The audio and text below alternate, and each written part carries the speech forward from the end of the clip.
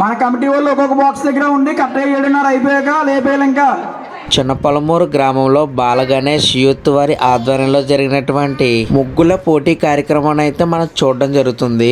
ఈ యొక్క కార్యక్రమానికి చాలా మంది ఆడవారు ఎంతో ఆసక్తితో వివిధ రకాల ముగ్గులతో పార్టిసిపేట్ చేశారు. ఇలా జరుగుతున్న ఈ కార్యక్రమానికి ఈ కమిటీ వారు మనల్ని ఆహ్వానించడం జరిగింది. ఇలా పిలవడమే కాకుండా ఆడ పార్టిసిపేట్ చేసిన విజేతలకు మన చేతుల మీదుగా బహుమతులను అందజేయడం జరిగింది.